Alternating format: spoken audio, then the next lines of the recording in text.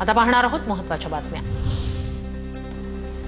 चांगुरबाबा धर्मांतर प्रकरणी ईडीकडून छापेमारी। उत्तर प्रदेशातील बलरामपूरमध्ये 12 तर मुंबईत 2 ठिकाणी छापे। मुंबईच्या बांद्रे आणि माहीममध्ये ईडीची छापेमारी। पहाटेपासूनच ईडीकडून 14 ठिकाणी छापेमारी सुरू। महाराष्ट्रात वीज दर अन्य राज्यांच्या तुलनेत सर्वात कमी होणार। 100 युनिटपर्यंत वीज वापरणाऱ्यांना 26% दर कपात। नवीन करारानुसार राज्यात 25 वर्ष विजेचे दर स्थिर राहणार। मुख्यमंत्री फडणवीसांची घोषणा।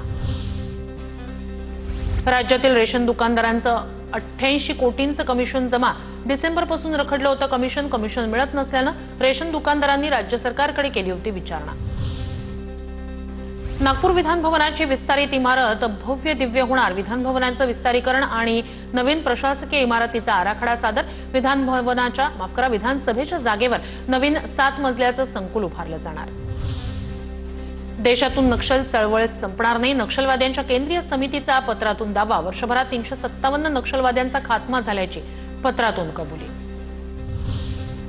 सार्वजनिक बांधकाम विभागावर मुंबई उच्च न्यायालयाच्या नागपूर खंडपीठाची नाराजी। 2016 मध्ये उड्डाणपुलाचं काम मंजूर, अद्याप काम पूर्ण नाही। माजी मंत्री सुनील देशमुख यांची न्यायालयात जनहित याचिका। न्यायालयाकडून मौखिक स्वरूपात त्रागा व्यक्त।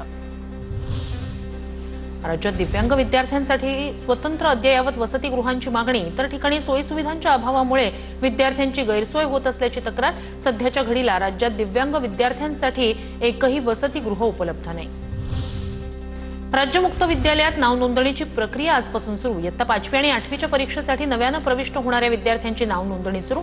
अर्ज ऑनलाईन पद्धतीनं करता येणार। पराडा विरोधातील जनहित याचिका उच्च न्यायालयानं फेटाळली। तुम्ही कोल्हापुरी चपलांचे मालक नाही, मग तुमचा या प्रकरणाशी काय संबंध? याचिकाकर्त्या 6 वकिलांना न्यायालयानं फटकारलं।